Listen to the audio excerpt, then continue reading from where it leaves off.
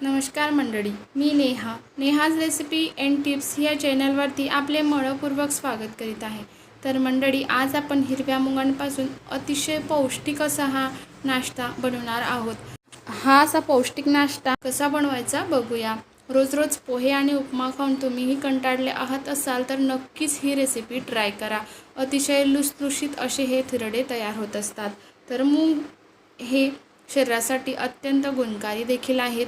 तर सर्वप्रथम मी हे मूग रात्रभर भिजत घातलेले होते। त्यानंतर आता मिक्सरच्या भांड्यामध्ये बारीक अशी फाईन पेस्ट करून घेणार।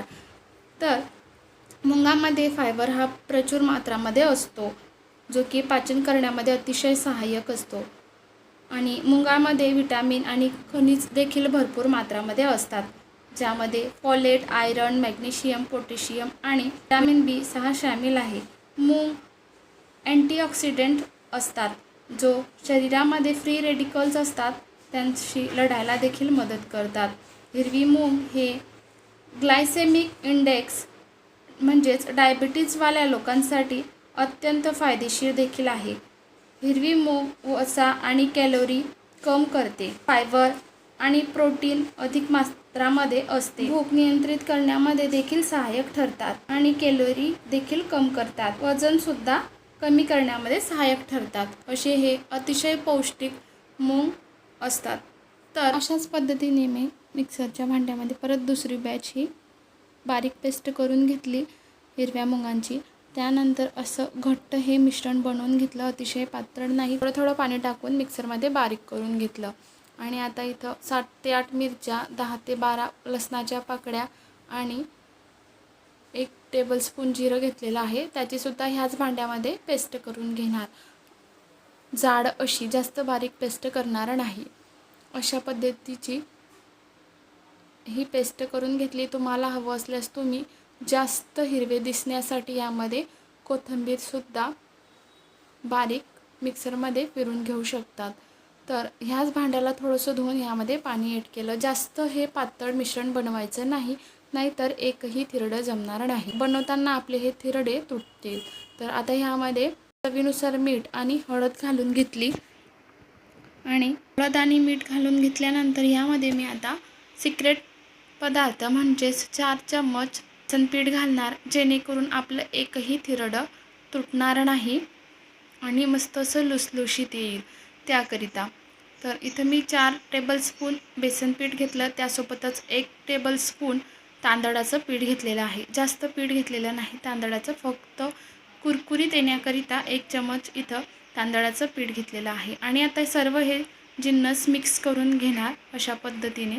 आता हे पीठ टाकून घेतल्यानंतर छान असं हे मिश्रण मिक्स करून घेणार। तर तुम्ही ह्या मिश्रणाची कन्सिस्टन्सी पाहू शकता, अतिशय पातळही नाही किंवा घट्टही नाही, मस्त असं हे बेटर तयार झालेलं आहे।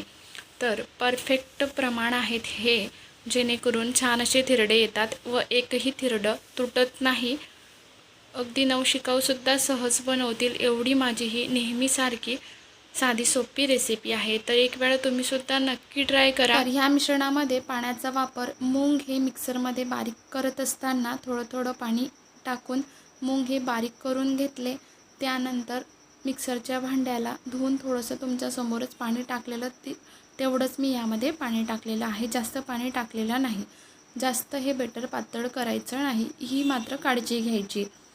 तर त्यानंतर ह्यामध्ये आता अर्धी वाटी कट केलेला कोथिंबीरसुद्धा ॲड करणार व छान असं हे मिश्रण मिक्स करून घेणार। मिश्रण मिक्स करत आहे तोपर्यंत मी गॅसवरती तवा देखील ठेवलेला आहे गरम करायला।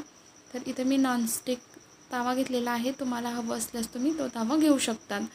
आणि अगोदर थोडासा हाय फ्लेमवरती तवा गरम करून घेतला, त्यानंतर गॅसची फ्लेम ही कमी केलेली आहे। आणि बघा, इथं महत्त्वपूर्ण टिप अशी की मी एक अख्खा कांदा घेतलेला आहे आणि त्याला मधोमधून चिरून अर्धा अशा पद्धतीने त्यामध्ये काटेरी चम्मच खोचून घेतला आहे अलगद। आणि अशा पद्धतीने तव्यावरती आता तेल लावून घेणार।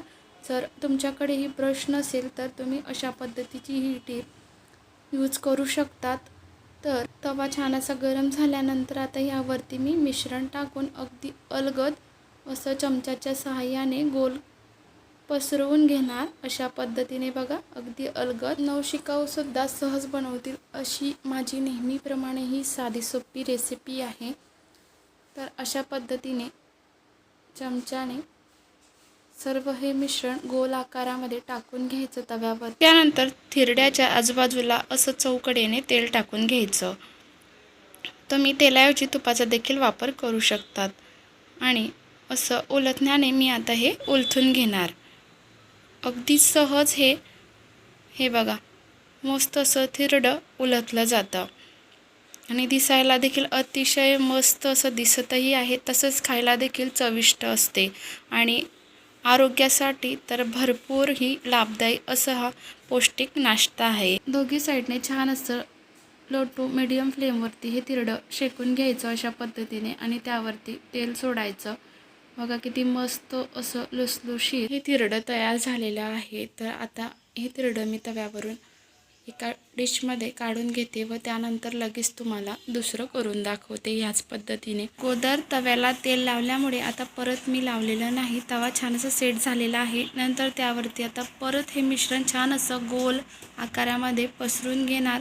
तर तुम्ही असं ड्राय वाटल्यास लगेच पलटून घ्यायचं. बघा अगदी ओलसरपणा नाही म्हणून मी लगेच आता याला पलटून घेतलं आणि हे थिरडं मात्र लो टू मिडियम फ्लेमवरतीच करायचं. अगदी लुसलुशीत आपले हे थिरडे तयार होत असतात. तर किती मस्त छान असं सुंदर तयार झालेलं आहे.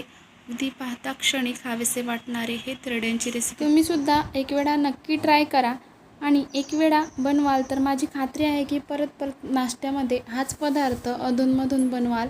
एवढीही पौष्टिक आणि रुचकर हिरव्या मुगांच्या थिरड्यांची रेसिपी आहे. अगदी नवशिकाऊसुद्धा सहज बनवतील तशी ही माझी नेहमीप्रमाणे साधी सोपी रेसिपी आहे.